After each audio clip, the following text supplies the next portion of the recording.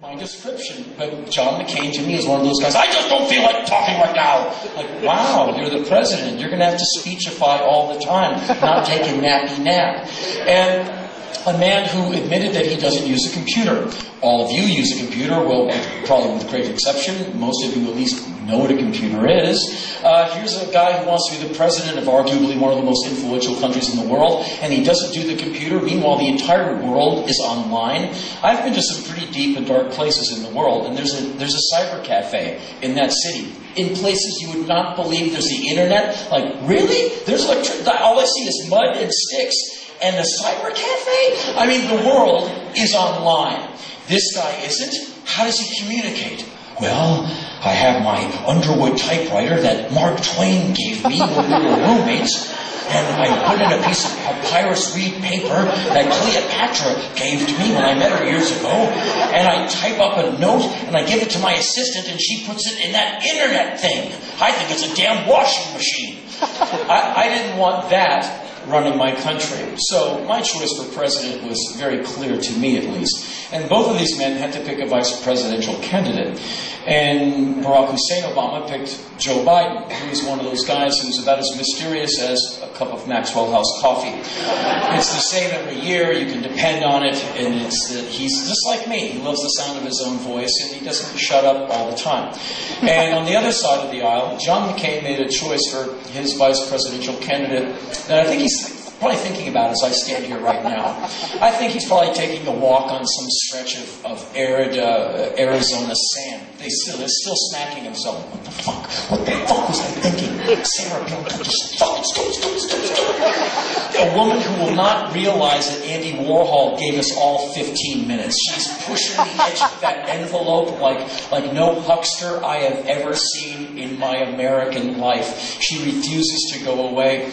And a while after seeing her in the news all the time, I started paying attention to her family life. The idea of 5 children is really strange to me. Not that I have a problem with kids. I don't have any kids due to rabid self-interest and a demanding schedule. But people I know are breeding.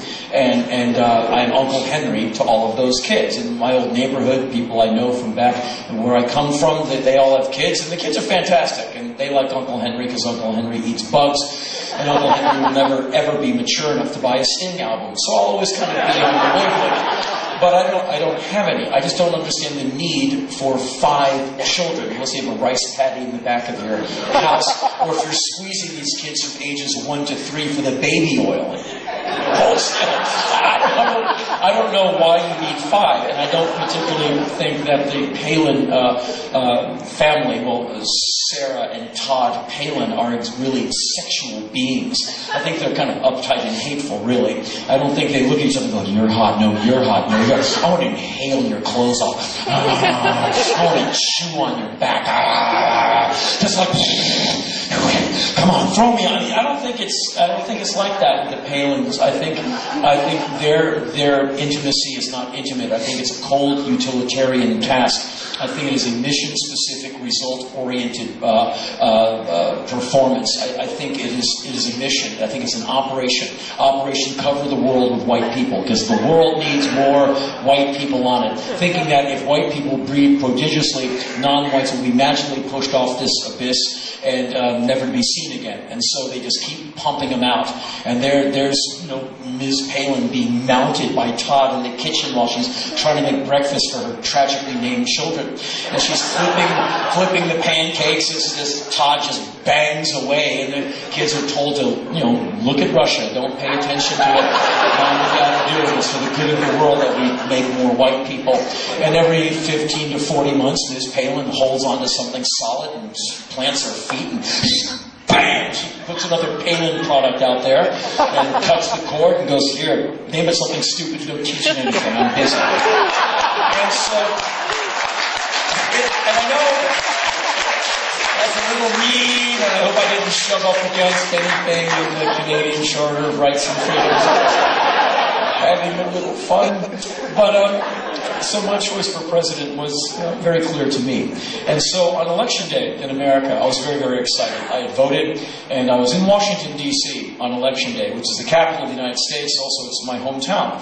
And there's a guy who I grew up with. I've known him since I was about 12 or 13 years of age. Some of you know him. He's a music dude. His name is Ian Mackay. And he has two bands that helped sail a few thousand indie ships. He had a band called Minor Threat, a band called Fugazi. And I will get around to listening to those records one of these days. I hear they're very good.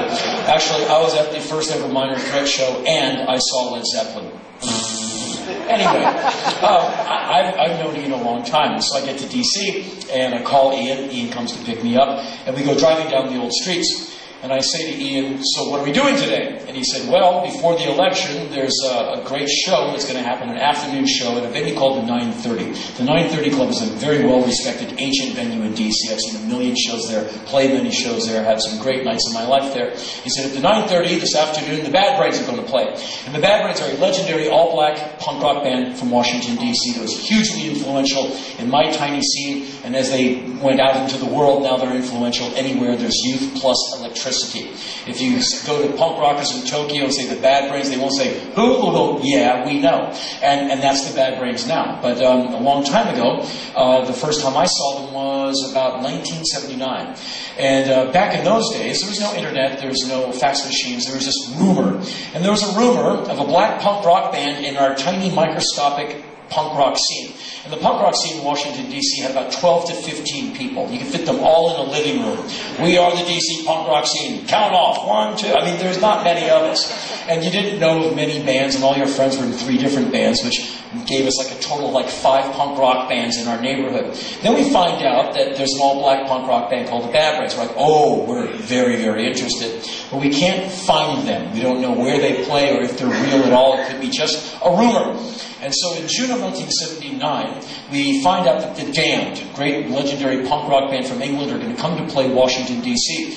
And traditionally, famous punk rock bands would come to the East Coast of America and play New York, and then go home. And they would leave out Washington, like we're some small village. And that's it. And so finally, some big-ass punk rock band is going to come to our small city. We're very happy because we're damned fanatics then, and we're damned fanatics now.